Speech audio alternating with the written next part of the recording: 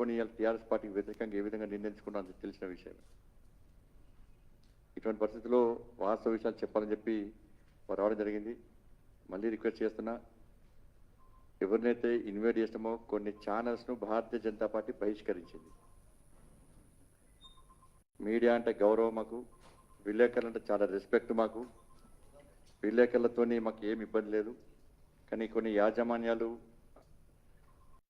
కేవలం ఒక పార్టీ కొమ్ము కాస్తూ గౌరవ ప్రధానమంత్రి కానీ భారతీయ జనతా పార్టీ కానీ ఇతర పార్టీ నాయకుల పట్ల ఏ విధంగా సంస్కారహీనంగా అసభ్యంగా మాట్లాడుతున్నారు. అటువంటి ఛానల్స్ను అటువంటి పేపర్స్ను భారతీయ జనతా పార్టీ ప్రోత్సహించదు, రానివ్వదు కూడా. మళ్ళీ రిక్వెస్ట్ చేస్తున్నాం, అలాంటి పాత్రికేయులు ఎవరిని కూడా దయచేసి బయటికి పోవాల్సిందిగా విజ్ఞప్తి చేస్తున్నాం. అందరికీ నమస్కారం.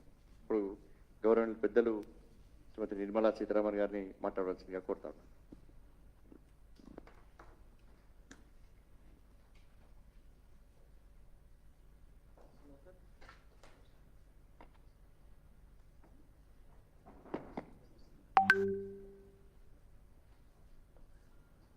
అందరికీ నమస్కారాలండి. చాలా సంవత్సరాల తర్వాత హైదరాబాద్లో ప్రెస్ మీటింగ్. ఇప్పుడు నేను తెలంగాణ వచ్చినది పార్లమెంట్ ప్రవాస్ అని పార్టీ ద్వారా చాలా స్టేట్స్లో మినిస్టర్స్ వెళ్ళి 3 రోజులు ఏదో ఒక నియోజకవర్గంలో ఉండి ఆ 144లో అక్కడ ఉన్న కార్యకర్తలతోటి సంపర్కం చేయడం, వాళ్ళతోటి మాట్లాడటం, అలాగే వాళ్ళ కుటుంబాలతోటి వాళ్ళ ఫ్యామిలీలో వెళ్ళి వాళ్ళతో ఒక భోజనం, లేదా అక్కడ ఉన్నటువంటి సమాజంలో ఉన్నటువంటి కొన్ని సెక్షన్స్ తోటి మాట్లాడటం, వాళ్ళ మనసులో ఈ మాట ఏముంది, వాళ్ళ ఇన్పుట్స్ ఏంటి, గ్రౌండ్లో జరిగేది ఏంటి, వాళ్ళకి ఏదైనా ముఖ్యంగా చెప్పాల్సిన విషయం ఉందా అనేదిని ఒక రకంగా మాట్లాడి అర్థం చేసుకొని రావడానికి. దీంట్లో ఆ నియోజకవర్గానికి ఒక్కసారి వెళ్ళాలని ఏం రూల్ లేదు. నేను నా తరపు నుంచి ఇక్కడ కోఆర్డినేట్ చేసే పెద్దలు, పార్టీ ప్రెసిడెంట్ ప్రేమేందర్ రెడ్డి గారు, వీళ్ళు ఈ పర్టికులర్ ప్రోగ్రామ్కి కోఆర్డినేషన్ వాళ్ళే చేస్తున్నారు కాబట్టి వాళ్ళతో మాట్లాడి నేను ఒక్కసారి కాదండి 2-3 సారి కావాలంటే నేను రావాల్సి ఉంటుంది. ఎందుకంటే ఆ 3 రోజుల్లో నేను ఎంత న్యాయంగా అందరినీ కలవడం వీలవుతుందో నాకు తెలియదు. అందుకని కొంచెం బిట్స్లో హ్యాండిల్ చేద్దాం అని చెప్పుకొని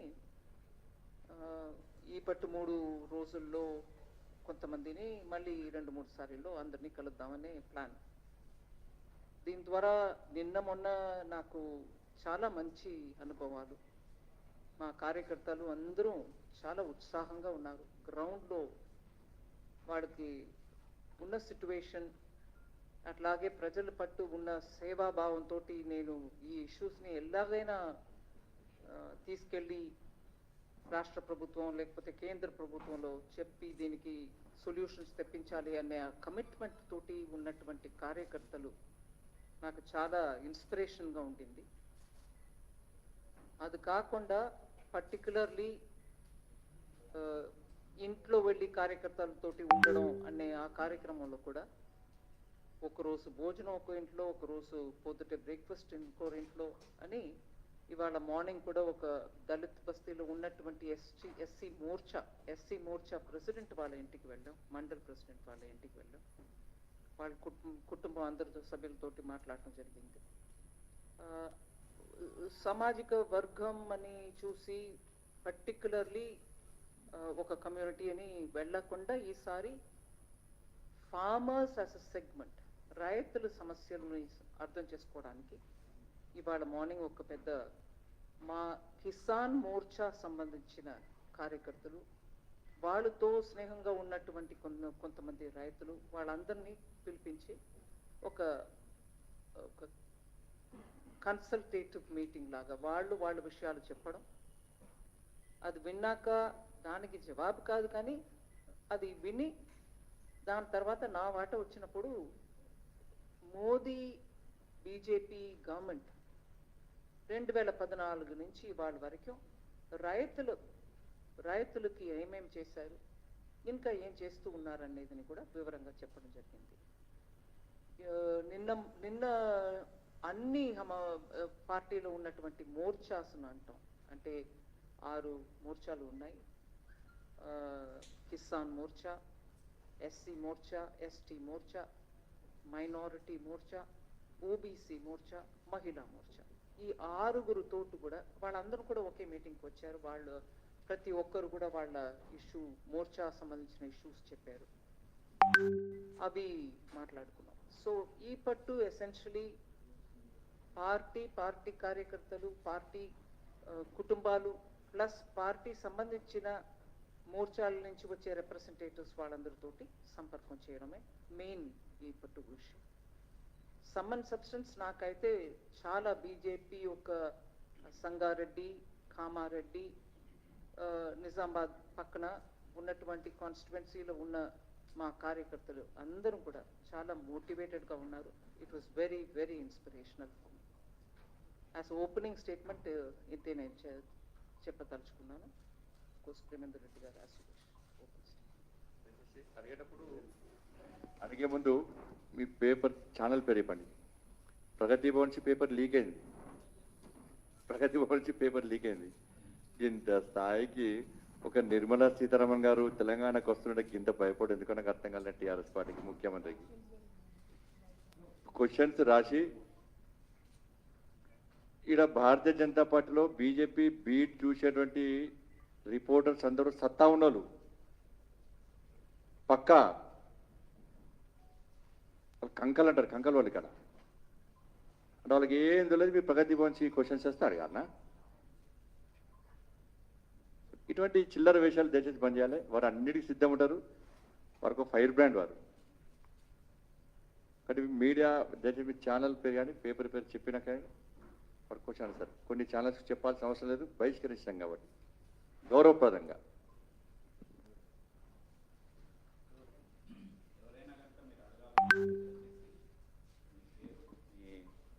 ఏ వైపు నుంచి మీరు రిప్రజెంట్ చేస్తున్నారు అనేది మీరు అడగచ్చు. మీరు అడిగితే వారు చెప్తారు.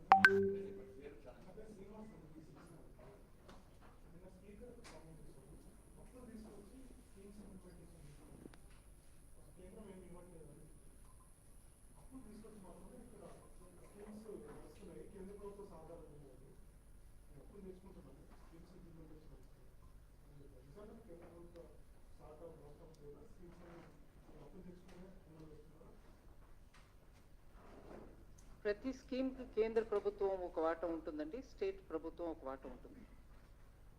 ఇప్పుడు లాస్ట్ 1 year నుంచి ఒక విషయం నేను మీ దృష్టికి తీసుకొస్తున్నాను. డైరెక్ట్గా దీనికి ఆన్సర్ కాదు అది, కానీ అది చెప్పడం వల్ల ఈ ఆన్సర్ కూడా మీకు అర్థమవుతుంది. ఇది టెక్నాలజీ యూజ్ చేసి ఎక్కడ కూడా ట్యాక్స్ పేయర్ ఇచ్చిన డబ్బు అనవసరంగా ఒక్క రోజు ఎక్స్ట్రా కూర్చోకూడదు. ఏ ప్రాజెక్టుకు వెళ్ళాలో ఆ ప్రాజెక్టు టైంకి వెళ్ళాలి అనే ఆ దృష్టిలో ఒక సిస్టమ్ తీసుకొచ్చాము. ఇది ఈ ప్రాజెక్టుకు వర్తిస్తుంది నేను చెప్పట్లా, కానీ చెప్తున్నాను.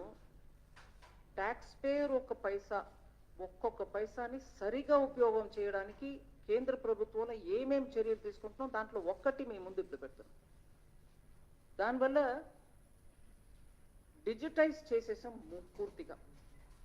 ఇప్పుడు సెంట్రల్ స్కీమ్ ఒకటి ఉందనుకోండి, దాంట్లో సెంట్రల్ వాటా 60 రూపాయలు పెట్టి స్టేట్ వాటా 40 రూపాయలు పెట్టినాక అది 100 రూపాయలు అయి ఆ ప్రాజెక్ట్ లాంచ్ అవుతుంది. ఇప్పటి వరకు ఉన్నటువంటి పరిస్థితుల్లో ఈ సిస్టమ్ వచ్చే ముందు 60 రూపాయలు సెంటర్ పెట్టేస్తుంది, స్టేట్ వాటా ఉండదు. నేను తెలంగాణ గురించి చెప్పట్లా, సిస్టమ్ని వ్యాఖ్య చెప్తున్నాను. తెలంగాణ గురించి ప్రత్యేకం ఆన్సర్ ఇద్దాం. సో ఈ 60 రూపీస్ పెట్టేస్తాం, తర్వాత 40 రూపీస్ స్టేట్ పెడుతుంది. అది ఎప్పుడు పెడుతుందో మనకు తెలియదు. ఈ 60నే ముందు వాడుకుంటారు, లాంచ్ చేస్తారు. దాని తర్వాత ఈ 40 వస్తుందో లేదో మనకు తెలియదు. ఇన్కంప్లీట్గా ఉంటుంది, ప్రాజెక్ట్ ఇన్కంప్లీట్, ఇంకా ఇవన్నీ వస్తాయి. దాని తర్వాత ఎప్పుడు ఏ టైంలో 40 తిరిగి వస్తుందో మనకు తెలియదు. ఇవన్నిటి వల్ల ప్రాజెక్ట్స్ చాలా పెండెన్సీలు ఉండిపోతాయి. ఎవరు వాటి వల్ల పెండింగ్ తెలియదు. ప్రజలేమో సెంట్రల్ గవర్నమెంట్ ఇవ్వాల్సిన ఈ ప్రాజెక్ట్లో ఇంత డిలే అవుతుంది ఏంటి అని అడుగుతారు. ఇవన్నిటికీ ఇవాళ ఆ సిస్టమ్ ద్వారా మీరు పెట్టిన వెంటనే ఆ డబ్బు పెట్టేస్తాం, just in matter of minutes. ఇది డిజిటైజ్ అయిన తర్వాత దానివల్ల ఎక్కడ కూడా స్టేట్ హిస్సా వచ్చిందా, సెంట్రల్ వాటా రాలేదా, ఇవన్నీ గొడవ ఉండదు. ఇద్దరిది ఒకే టైంలో పడుతుంది ఆ అకౌంట్లో. ఈ రిఫార్మ్ తీసుకొచ్చింది మోదీ సర్కార్, కేంద్ర ప్రభుత్వం. ఎందుకు? ఆఫ్టర్ ఆల్ ఒక్కొక్క పైసా ప్రజలది. ఎక్కడో ఒక చోట్ల ఆగిపోయి ఉంది, పార్క్ అయిపోయింది, ప్రాజెక్ట్ నడవల. ప్రజలేమో అడుగుతున్నారు కేంద్ర ప్రభుత్వాన్ని. ఇంకా ఆ గోళ ఉండకూడదని ఈ సిస్టమ్ తీసుకొచ్చాం. అది ఇప్పుడు ఒక ప్రాజెక్టు నేను అప్పు తీసుకొచ్చి నడుపుతున్నా, దీంట్లో కేంద్ర ప్రభుత్వం సహకారం లేదు అని అంటే అది కేంద్ర ప్రభుత్వం ప్రాజెక్టే కాదు కదండి. నువ్వు అప్పు తీసుకొచ్చుకో, ఒక ప్రాజెక్ట్ లాంచ్ చేసుకో, నీ పేరు పెట్టుకో, ఏదైనా చేసుకో, నో ప్రాబ్లం. బట్ కేంద్ర వాటా కూడా తీసేసుకుని దాని మీద నేను అప్పు తీసుకొచ్చి ఇంకా దాన్ని మ్యాన్షన్ లాగా కట్టేశాను, ప్రజలకి నీవు 1 బెడ్రూమే ఇస్తున్నావు, నేను 40 బెడ్రూమ్ ఇస్తున్నాను, కానీ నా ఉసిరికాయ ఎంత డబ్బు నీకు దాంట్లో ఉందా లేదా? అది ఉసిరికాయో ఇంకొకటో ఉందా లేదా? ఉన్నప్పుడు మా పేరు కూడా పెట్టు. సో నేను అప్పు తీసుకొచ్చి నడుపుతున్నానంటే that's your wish, I have nothing to comment on it. But ఏదైతే మా ప్రోగ్రామ్ అని మేము డబ్బుతోటి ఇస్తున్నామో దాంట్లో మా పేరు ఉండాలి. ఇది ప్రత్యేకంగా ఆ పేరు మార్చడం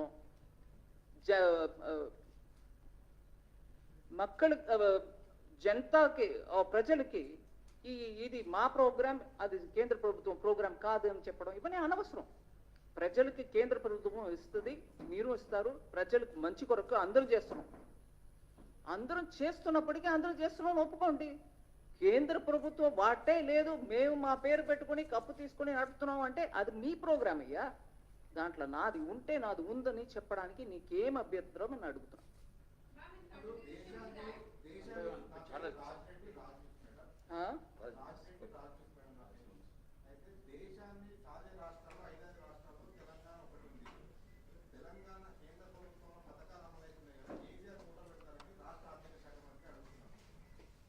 నాకు అర్థం లేదండి.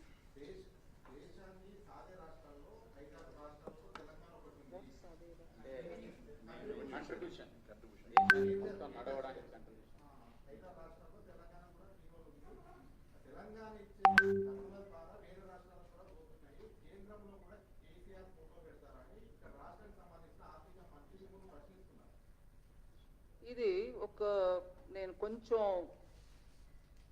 క్లుప్తంగా ఆన్సర్ ఇవ్వకుండా కొంచెం పెద్దగా ఆన్సర్ ఇస్తాను. వ్యంగ్యంగా సినికల్గా నువ్వెంతైనా తిప్పు బాబు, నువ్వెంత కావాలో దాన్ని ట్విస్ట్ చెయ్యి. హిందీలో చెప్తారు తోడ్ మరోడ్ చెయ్యి. విషయం ఏంటి? నేను అదే ప్రశ్నకి నేను ఇంకో రకంగా అడుగుతున్నా. తెలంగాణలో హైదరాబాదు 55% తెలంగాణ ఇన్కమ్కు కాంట్రిబ్యూట్ చేస్తుంది. 55%. నేను ఉదాహరణకి జిఎస్టీ ఎగ్జాంపుల్ తీసుకొని చెప్తున్నా, అప్ టు 50 to 55%. ఆదిలాబాద్లో ఒక ప్రాజెక్టుకి హైదరాబాద్ ట్యాక్స్ పేయర్ ఇచ్చిన డబ్బుతోటి ఇక్కడ నేను చేస్తున్నానని హైదరాబాద్ ఓటర్లు అందరూ పేరు మీద నడుపుతారా? హైదరాబాద్లో ఉన్నట్టు ఎంపీ వారు ఫోటో పెట్టి నడుపుతారా? అక్కడ ఉన్న బిల్డింగ్ మీద నీ అది చెప్తావా, హైదరాబాద్ ఇచ్చిన రెవెన్యూ వల్ల ఈ బిల్డింగ్ కడుతున్నావు అని పెడతారా? అట్లా ఉంది. అంటే వ్యంగ్యంగా నేను ఎంతైనా అడుగుతా, వెటకారంగా మాట్లాడతా, అవన్నిటికి సరి సాటి జవాబు ఇవ్వు అని అంటే ఇది జవాబు. హైదరాబాద్ 55% మీకు ఇన్కమ్ ఇస్తుందంటే అన్ని జిల్లాల్లో నడిపే ప్రతి కార్యక్రమంలో కూడా హైదరాబాద్ ఎంపీ మీరు కాదు కదా, మరి ఎంపీది పెట్టుకోండి.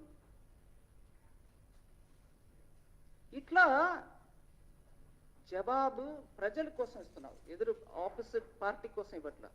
బీజేపీ ఒక ప్రశ్న అడుగుతుంది, బీజేపీకి నేనెవరు ఇవ్వడానికి, హూజ్ బీజేపీ అనొచ్చండి. కానీ బీజేపీ అడిగే ప్రశ్న, అలాగా టీఆర్ఎస్ అడిగే ప్రశ్న, ప్రజలకి దానికి జవాబు కావాలనే దాని కోసం అడుగుతున్నాం. మేము, మీరు, ఎవరు అడిగినా, మీడియా ఎవరు అడిగినా కూడా ప్రజలకి దాంట్లో ముఖ్య ఎక్స్ప్లెనేషన్ కావాలి. అది ఇవ్వడం ఇవ్వకుండా పోవడం అది మీ ఇష్టం. కానీ వ్యంగ్యంగా ఇలా తిప్పితే, వ్యంగ్యంగా ఎవరైనా తిప్పగలుగుతారు.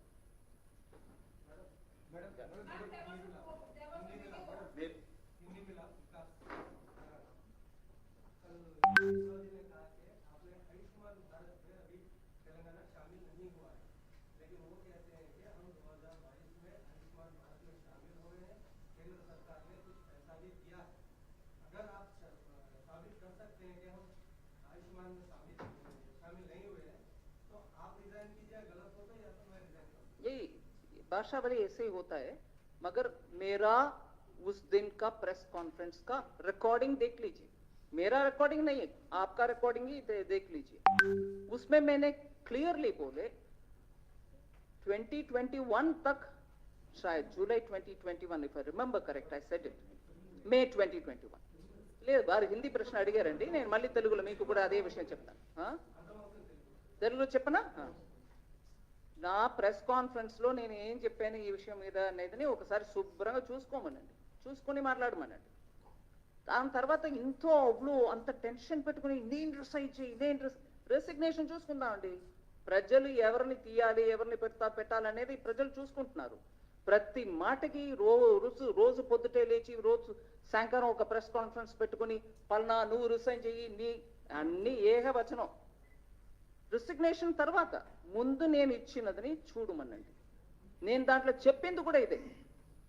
2021 వరకు చాలా వరకు ప్రోగ్రామ్స్లో పార్టిసిపేటే చెయ్యం, నో వే అన్న వాళ్ళు అప్పుడు ఎందుకో మనసు మార్చుకొని వచ్చి చేరారు అనే లైన్ కూడా నేను చెప్పాను అక్కడ.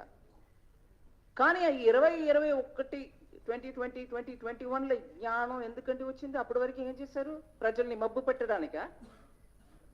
సో పూర్తిగా విని మాట్లాడితే అందంగా ఉంటుంది, పర్టికులర్లీ మినిస్టర్స్, ఒక పొజిషన్లో ఉన్నవాళ్ళు. ఊరికి ఏదో విన్నాను దాన్ని పెట్టుకుని రెస్పాండ్ చేశాను, ఆ పద్ధతి వద్దండి.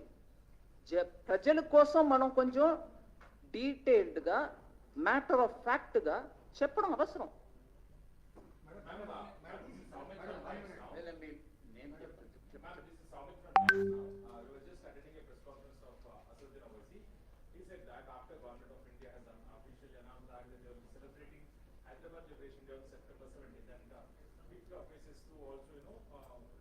participate in that celebration. So he has stated that we will also be part of that celebration. So only if the government of India celebrates it as a national integration day rather than Telangana Liberation Day. So what would you like to say on that? I won't comment on it because the state party has spoken extensively on it. They have said what they wanted to say. I also know of the hesitation of the Telangana government, TRS government, to celebrate that day, whatever be the name. They didn't want to celebrate it in the first place. It was BJP, the state unit of BJP, which kept reminding, "Enduku nu cheyavu? Why won't you celebrate it? Why won't you remember the martyrs of that day?" Adi adugutu unnaru. That's what they've been asking. So they have spoken enough on it. I don't need to add to it. One minute. There is a lady who's been screaming for the last 3-4 rounds. Please.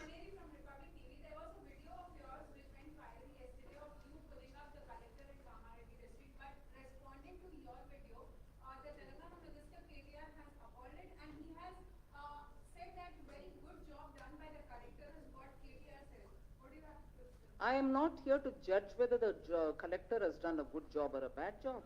And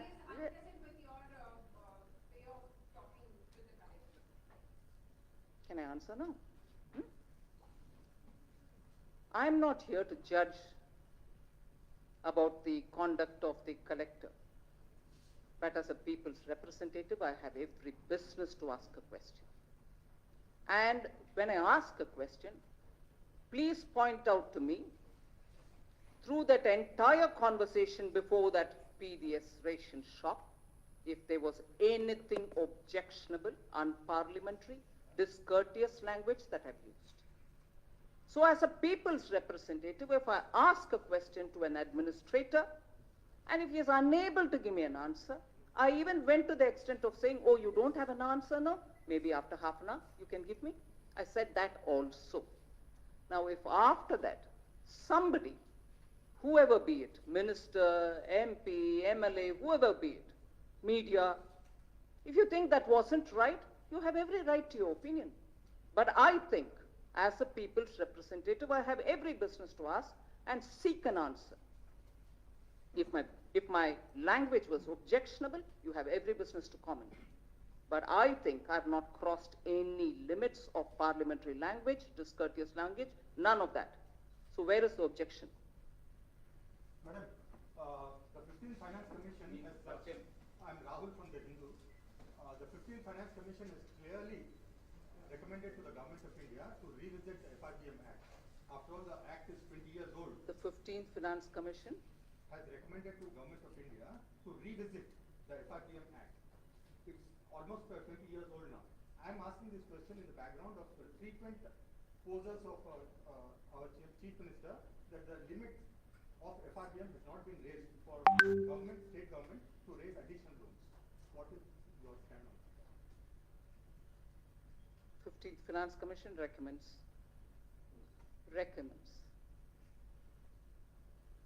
During COVID, because of the contingency, which was the arisen out of the pandemic and the lockdown, the borrowing limits of the states were increased from 3% to almost up to 5%. Some with, a few of them with some conditions which were with an objective of getting reforms through. So the conditions were not indiscreet, they were very clearly aimed at achieving some of the objectives of reform. So the central government, at the time of the lockdown, post the lockdown, because of COVID, understood and in consultation with the states, understood the states and in consultation with the states, increased the borrowing limit. So we have responded where there is a need for increasing the borrowing limits. Ma'am, one question. This side, I have two questions. First one is for the purpose of tax. Very This is my question from Hon'ble here. For the purpose of taxation, it may be central, state, or local. Is it that the taxes are paid by Karnataka, Telangana, Andhra, or India? That's number one. Number two. Or, what did he say? Karnataka, Andhra, or Indians. Hmm. What do you think? What is the rule for this? Second one, there are lots of illegality taking place in the case of rental companies. They are violating IRIDA rules, they are circumventing RBI rules and holding deposits. And why is that illegal? What companies did you put as a word adjective? Fintech companies, Fintech companies. aggregators, apps, whatever. Why is that no one is taking? That they're collecting deposits. Yeah. You're done? I think you've answered your question yourself by saying, is it paid by Andhrites, is it paid by Kannadigas, is it paid by Indians? You have the answer embedded in your question itself. So, it's worrying that sometimes when people want to rake up regionalism and question as though the center is an alien and the states are the ones which are going to have to ask such questions. You've answered your question, but I've just elaborated on it. On the fintech companies collecting deposits, which probably go against the law, there should be somebody flagging it. And if it's flagged, I can work with the Reserve Bank and ensure that it doesn't happen. Wrongdoings can be contained. So asking about CMS to KT, Mr. KT had earlier stated it had treated states for every rupee that Telangana contributes to the central government. They receive only 46 paise. How do you come with that? I think I've answered that several times and I repeat it. if every individual or state starts saying, I paid so much, so give me that much back, taxation principle doesn't work on that ground. That is why I quoted the example of Hyderabad and Hyderabad district. Will you then say everything that comes from Hyderabad district will have to be spent only in Hyderabad? Will you not use it to other parts of the state? This is a very regressive way of handling issues between center and state. This is a very regressive way. Then many other states equally, which are better probably in terms of the quantum of revenue that they contribute to the central kitty, who can ask no. It doesn't work that way. And he knows it, I'm sure everybody knows it. It's good for rhetoric, it's good for media, it's good because it keeps the temperature hot and higher, but it is not, I think it's disingenuous, if anything.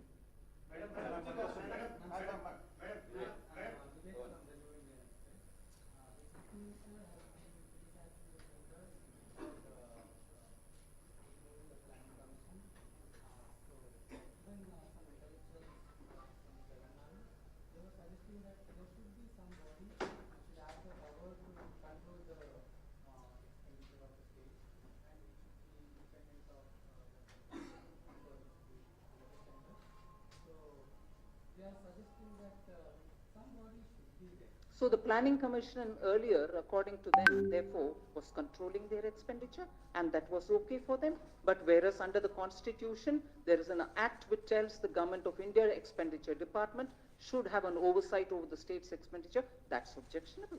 So what is provided by Constitution is objectionable, whereas what the Planning Commission, which at that time was not even constitutionally provided, it wasn't even statutorily provided, that is acceptable. So please, let's do some homework on it. I want to learn more on this. A constitutional provision for the central government expenditure department to make sure that the borrowings of the states are also taken into consideration to understand where the debt to GDP ratio will be is objectionable, whereas you want a body which was not even a constitutionally provided body to govern and say that is acceptable. So I'm surprised at this. No arguments here. If you're voicing your view, I'll take it. Then.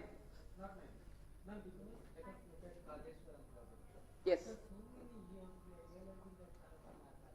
Yes. Right. Absolutely. I should have come out long back. 40,000 becoming 1,40,000. I'm sure it should have come out long time back. I agree. Yeah, ma'am, one question. Ma'am, the GDP growth in the first quarter was 13.5%. Do you see similar double-digit growth for that time? Well, I'll hope for. We'll work for it.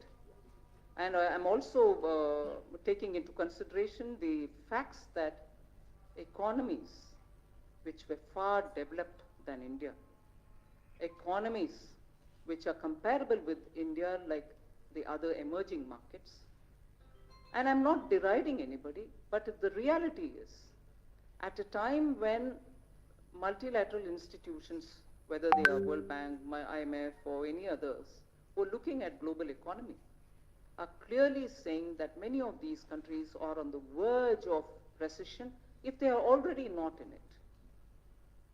And, sorry, and there are economies which are at a high risk of recession. Some of them 85%, some of them 15-16%. And the report also very clearly says that India is not on the verge of a recession at all. So, if we are not on the verge of recession,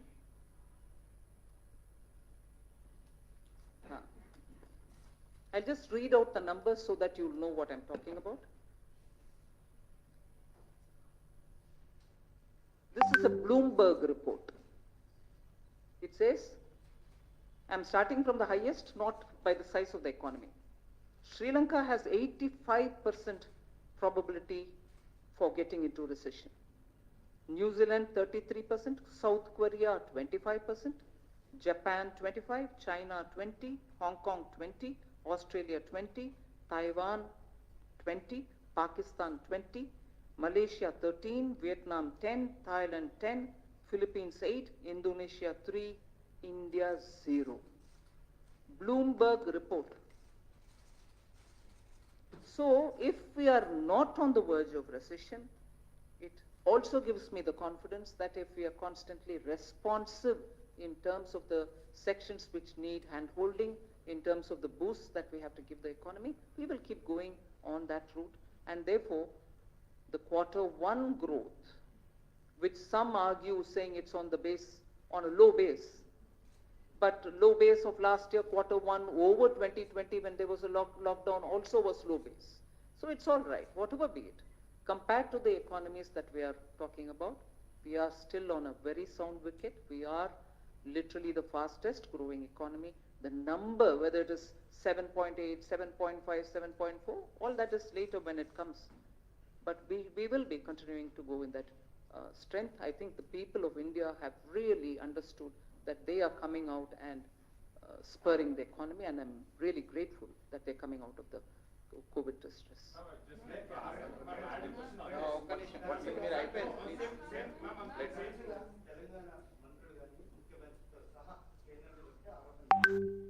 Telangana మీద నిర్లక్ష్యంగా వ్యవహరిస్తుంది BJP కేంద్ర ప్రభుత్వాన్ని భారత విభజన చట్టంలో పొందుపరిచిన హామీలను అమలు చేయడం దగ్గర నుండి రాష్ట్రానికి రావాల్సిన ట్యాక్సుల వరకు విషయంలో కూడా ఒక రకమైన నిర్లక్ష్యంగా ఉంటుంది వీళ్ళ వాస్తవం ఉందంట.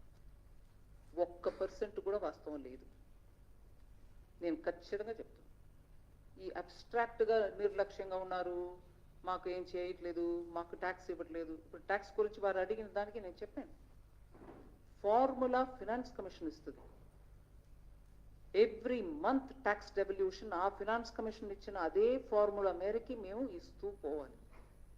అది ఇవాళ వరకు అప్ టు డేట్గా ఉన్నాం. అది మాత్రం కాదు, కొన్ని నెల నేను అడ్వాన్స్గా రాబోయిన మంత్లో ఇవ్వాల్సినది కూడా ముందే ఇచ్చేసి, సో దట్ వాళ్ళకి చేతులు ఉండాలి, ఖర్చు పెట్టేవాళ్ళు వాళ్ళు స్టేట్స్ అని చెప్పుకొని టైంకి ఇవ్వడం మాత్రం కాదు, ముందే ఇవ్వడం కూడా జరిగింది. నాలుగు సారి మొత్తం అట్లా చేసాం బిట్వీన్ 2020 అండ్ బిట్వీన్ 2021 అండ్ ఇప్పుడు. సో ట్యాక్స్ ఏ రేట్లు వేస్తున్నాం అనేది ఫిక్స్ చేసేది మేము కాదండి, it is central finance commission. ఒకటి. రెండు, ఈ స్టేట్కి నాకు ఇష్టంగా ఉంది, వీళ్ళకి ఎక్కువ ఇవ్వాలి, వీడికి తక్కువ ఇవ్వాలి అని చేయడానికి నాకు అక్కడ ఏ మాత్రం స్పేస్ లేదు, చెయ్యలేను. సిస్టంలో బిల్డ్ అయిపోయి ఉంటుంది, అందువల్ల అది కుదరదు. రెండవది. మూడవది అండి, ట్యాక్స్ సెంట్రల్ గవర్నమెంట్ కలెక్ట్ చేసి, ఇది పార్లమెంట్లో కూడా మాటకి వస్తుంది. మీరు ట్యాక్స్ డివాల్వ్ చేసేది ఒకటి, అది కాకుండా నాన్ డివాల్వ్డ్ అదే సెస్ని కలెక్ట్ చేస్తున్నారు, అది డివల్యూషన్లో రాదు, అవన్నీ మీరే తీసుకుంటున్నారు కదా అని మళ్ళీ తెలంగాణ నుంచి కూడా ఆ మాట వస్తుంది. నేను పార్లమెంట్లో కూడా దీనికి జవాబు చెప్పాను. ఆ కలెక్ట్ చేసే సెస్, ఊరికే చెప్తున్న ఉదాహరణకి ఎడ్యుకేషన్ సెస్, హెల్త్ సెస్, ఇలా బిల్డింగ్కి రోడ్స్ ఇన్ఫ్రాస్ట్రక్చర్ సెస్ కలెక్ట్ చేసేది అన్నీ కూడా స్టేట్స్కే పోతాయి. కలెక్ట్ చేసే అమౌంట్ అన్నీ కూడా మీ రోడ్ ప్రాజెక్ట్కి, మీ స్కూల్స్కి, మీ హాస్పిటల్స్కి, మళ్ళీ సెంట్రల్ గవర్నమెంట్ కానీ ఒక్క క్షేత్రం అని ఏం లేదండి. కలెక్ట్ చేసే డబ్బు అంతా కూడా ఏ కారణానికి కలెక్ట్ చేస్తున్నామో ఆ కారణానికి ఖర్చు పెట్టాల్సిందే. నేను పార్లమెంట్లో డేటా ఇచ్చాను, ప్రతి సెస్కి కలెక్టెడ్ అమౌంట్ ఎంత, ఇప్పుడు వరకు ఎంత ఖర్చు పెట్టామని. 2/3 సెస్లో కలెక్టెడ్ అమౌంట్ కంటే ఎక్కువ ఖర్చు పెట్టాం. అందువల్ల ఏ రకంగా కూడా ఈ ఆరోపణలో ఒక్క మాట కూడా నిజం లేదు.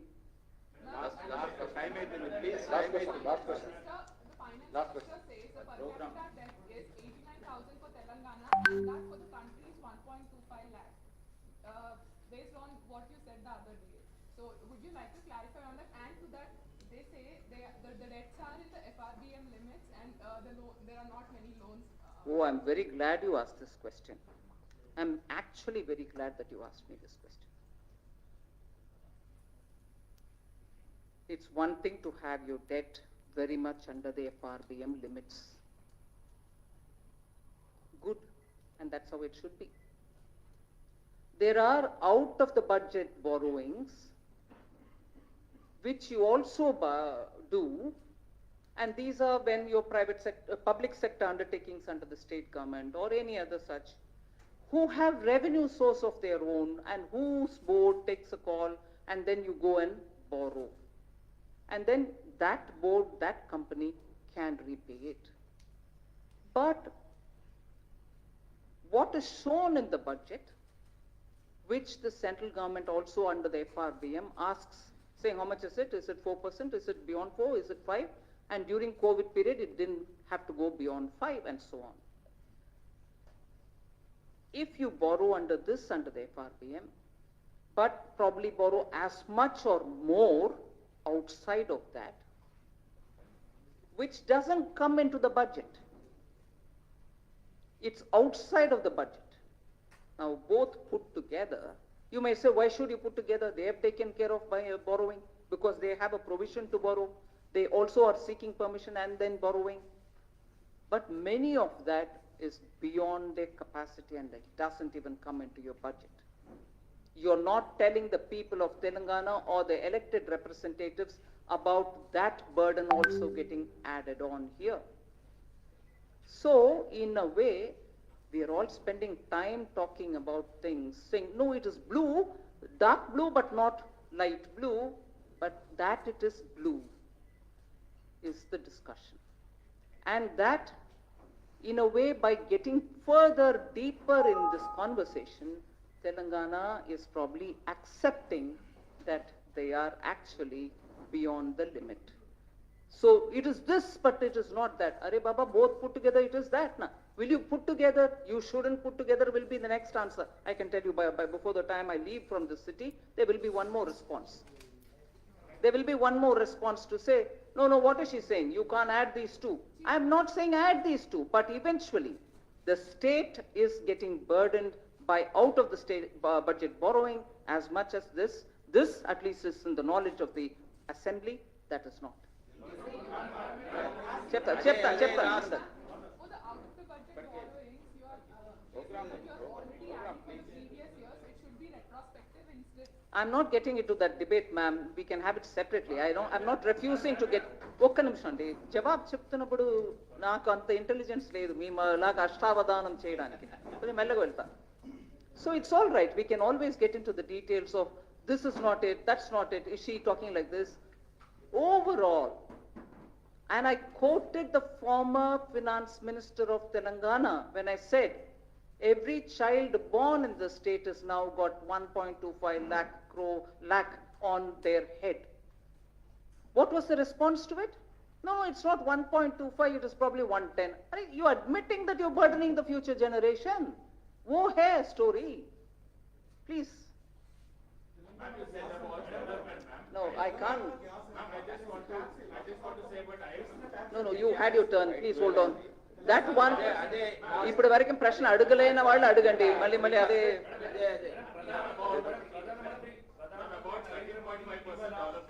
Will you please hold on? I would like somebody who's not asked a question to ask me kindly.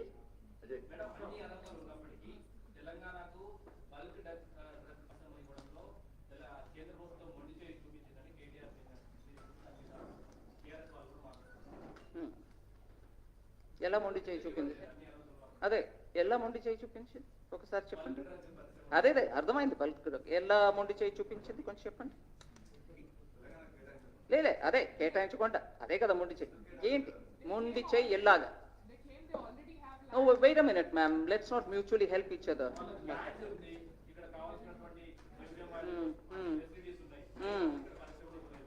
ఇవ్వలేదు.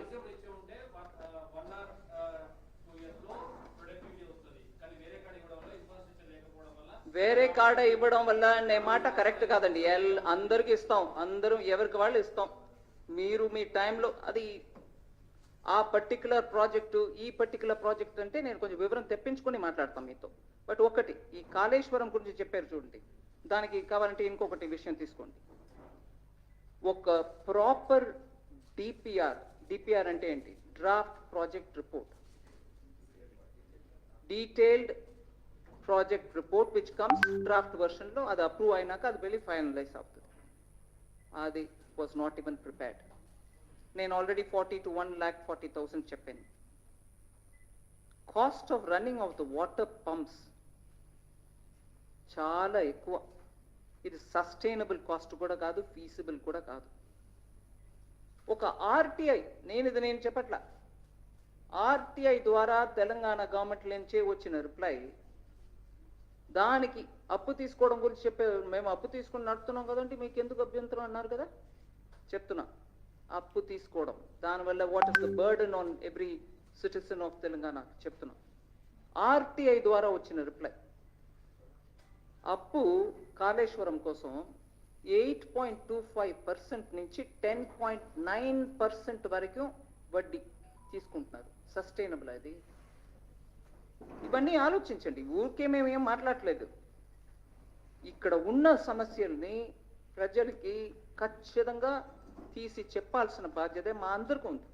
నేను అక్కడ ఏదో పెద్దగా ఫసల్ బీమా యోజన గురించి మాట్లాడేశాను అని చాలా బాధపడ్డారు. మేము పలానా తారీఖు జాయిన్ చేసాము, అవన్నీ కరెక్టు. మీరు మీడియాలో ఉన్నారు. ఇవాళ సుప్రీంకోర్టు నుంచి ఏం వచ్చిందండి? ఇవాళ సుప్రీంకోర్టు నుంచి ఏం వచ్చిందండి? కోర్టులో వెళ్ళి నువ్వు నిలబడి చెప్పినప్పుడు కోర్టు ఏమి అడిగింది? హైకోర్టులో ఒక ఆర్డర్ ఇచ్చారు, ఇవ్వు, రిలీఫ్ ఇవ్వు. 2020 అక్టోబర్లో వచ్చినటువంటి వరదల్లో కొట్టుకుని పోయి చాలా రైతులు ఇబ్బంది పడుతున్నారు అని హైకోర్టులో ఆ వరదలను అఫెక్ట్ చేసిన రైతులు అందరికీ రిలీఫ్ ఇవ్వండి అన్నారు. అది తర్వాత సుప్రీంకోర్టుకు తీసుకెళ్ళి, ఆ సుప్రీంకోర్టుకు తీసుకెళ్ళి తెలంగాణ గవర్నమెంట్ తీసుకెళ్ళింది ఎస్ఎల్పి పెట్టి. అక్కడ ఇంకా ఫైనల్ వర్డిక్ట్ రాలే, నా వచ్చేసింది నేను చెప్పాల. కానీ వాళ్ళు ఏమో అడుగుతున్నారు, మీరు ఈ మధ్యలో హైకోర్టులో ఇట్లా జడ్జిమెంట్ వచ్చినాక మా దగ్గర ఇప్పుడు ఎస్ఎల్పి తీసుకొచ్చే టైంలో ఏదైనా రిలీఫ్ ఇచ్చారా అన్నారు. అక్కడ మన తెలంగాణ తరపున ఉన్నటువంటి అడ్వకేట్ ఏం చెప్పలే. కానీ నేను మీకు ఆ విషయంలో ఒక మాట చెప్పదలుచుకున్నా.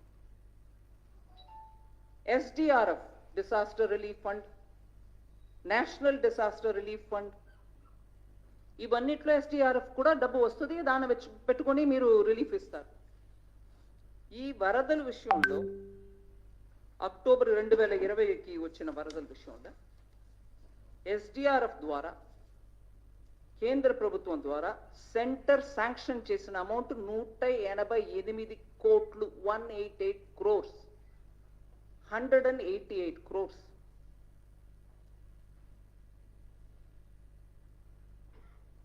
ఫిబ్రవరి 2021కే వచ్చేసింది. 15 లక్షల ఎకరం దీంట్లో ఎఫెక్ట్ అయి ఉందండి. సో కేంద్ర ప్రభుత్వం ఇచ్చేసింది. కానీ ఈ స్పెషల్ పిటిషన్ సుప్రీంకోర్టులో ఉన్న ఇప్పుడు ఈ విషయంలో ఆ డబ్బు వచ్చింది, మేము కేటాయించేసామని చెప్పాల్సింది కదా. కోర్టు అడుగుతున్నారు, మేము అడుగులా. మేము ఇవ్వాల్సిన 188 crores ఇచ్చేసామండి ఎస్డిఆర్. అక్టోబర్ 2020 వరదలకి ఇవ్వాల్సింది ఇచ్చారా లేదా నాకు తెలియదు, కోర్టులో ఉంది మాట. కానీ ఇవాళ మీడియాలో వచ్చింది కాబట్టి నేను కోర్టు చేస్తున్నా. నేనేం కొత్తగా తీసుకురాలా.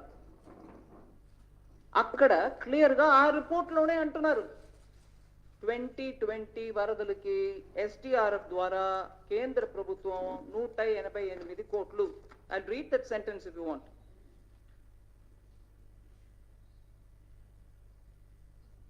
The state government had submitted in a final report to the center in October 2020, giving detailed tables establishing severe crop loss in 15 lakh acres, and that the center had sanctioned rupees 188 crore from the disaster response funds, NDRF or SDR, in February 2021. So Telanganaku nishturam డబ్బు ఇవ్వట్లే, మీరు ఎవరో అడిగారు అక్కడి నుంచి. ఇవాళ వచ్చిన మాట నేను చెప్తున్నానండి. ప్రతి ఒక్కట్లో ఇదే, ఇస్తూ పోతున్నాం. కానీ నిష్ఠూరం అది ఇది రోజు జవాబు చెప్పడానికి వీళ్ళకి సరిపోవాలి, మాకు సరిపోవాలి అనే లెక్కలు చెప్తున్నారు. మేము అలసట ఉండదు మాకు, ఖచ్చితంగా జవాబు చెప్తూ ఉంటాం. కానీ దాన్ని ఇటు అటు తిప్పేసి ప్రజల్ని మబ్బు పెట్టడానికి చూస్తే గ్రౌండ్లో వెళ్ళి ప్రజలకు చెప్తామండి. దానికి తయారుగా ఉండాలి. Thank you. ఇటీవల ప్రధానమంత్రి నరేంద్ర మోదీ అనేక సందర్భాల్లో ఉచిత పథకాల గురించి మాట్లాడుతున్నారు. ఇటీవల వచ్చిన ఆర్బీఐ రిపోర్ట్ లో కూడా తెలంగాణ ఫ్రీ స్కీమ్స్ లో టాప్ లో ఉంది. ఇక్కడ రాష్ట్ర మంత్రులు కావచ్చు, ముఖ్యమంత్రి కావచ్చు అనేక సందర్భాల్లో అన్నారు బీజేపీ ఉచితాలకు వ్యతిరేకం, మేము ఇస్తూనే ఉంటామని చెప్తున్నారు. దానికి మీరు వ్యతిరేకమా అని కూడా ప్రశ్నిస్తున్నారు. ఇస్తూ ఉంటాం అంటే నేను దాని గురించి మాట్లాడటానికి ఏం లేదు. కానీ దీంట్లో ఈ చర్చలు మన అందరం భాగస్వామ్యం తీసుకోవాలి. We should become a party to this discussion. అదే నేను చెప్పేది. ఎందుకంటే ఉచితంగా ఇస్తున్నాం అని అంటే ఆ ఉచితానికి అర్థం ఏంటి? ఎక్కడో ఎవరో ఇస్తున్నారు. వాగ్దానం ఇచ్చి ఉచితంగా ఇస్తున్నాం అని అంటే నువ్వు పవర్కు వచ్చినాక దానికి కావాల్సిన ప్రొవిజన్ నీ స్టేట్ చేయగలుగుతుందా? నీ దగ్గర అంత సొమ్ము ఉందా, అంత ట్యాక్స్ రెవెన్యూ ఉందా అని అసెస్ చేసుకొని దానికి కావాల్సిన ప్రొవిజన్ని బడ్జెట్లో చూపించండి. నేను ఉచితంగా 15 లక్షల రైతులకి లోన్ వేవర్ 1 లక్షం తలుచుకున్నా, దానికి ఇంత అమౌంట్, ఆ అమౌంట్ నేను బడ్జెట్లో పెట్టాను. మా స్టేట్లో అంత సొమ్ము ఉంది, నేను పెడతాను అని పెట్టి చూపించండి. నేను ఉచితంగా ఇస్తానని చెప్పి వాగ్దానం, ఓటు, తర్వాత పవర్ రావడం, దాని తర్వాత ఎవరో డిస్కామ్, జెన్కో వాళ్ళు కట్టేస్తారా అంటే డిస్కామ్, జెన్కో ప్రజల దగ్గర వెళ్ళి నాకు ఓటు ఇవ్వని అడగలా, నువ్వు అడిగావు. దానికి ప్రొవిజన్ చేసే ఆ రెస్పాన్సిబిలిటీ కూడా మన దగ్గర ఉండాలి. అంత రెవెన్యూ స్టేట్లో ఉందని ముందు చూసుకో. లేదు అప్పు తీసుకునే ఇస్తాం అని అంటే అప్పుకు తగినట్టు రెవెన్యూ వస్తుందా అని మీరు ప్లాన్ పెట్టండి. అప్పు తీసుకుంటాం అంతే, తర్వాత వచ్చేవాళ్ళు చూసుకుంటారు అనే రకంగా చేస్తే అది రెస్పాన్సిబుల్ గవర్నమెంట్ కాదు. ఇవన్నీ ఇది ఒకటే కాదు, ఇట్లా ఇంకా చాలా ఆర్గ్యుమెంట్స్ ఉంటాయి. అవన్నీ కూడా రావాలి. మీడియా, మనం అందరం కూడా దాంట్లో పాల్గొవాలి. Thank you very much. వారికి బీజేపీ స్టేట్ ఆఫీస్కి వచ్చి ఈ మీడియా దీంట్లో పాల్గొన్నందుకు, ప్రవాస్ యోజనలో 3 days జైరాబాద్ పార్లమెంట్లో పాల్గొన్నందుకు వారికి బీజేపీ స్టేట్ యూనిట్ వైపు నుంచి హృదయపూర్వక ధన్యవాదాలు తెలియజేస్తున్నాం. Thank you. మీడియా మిత్రులందరికీ కూడా ధన్యవాదాలు.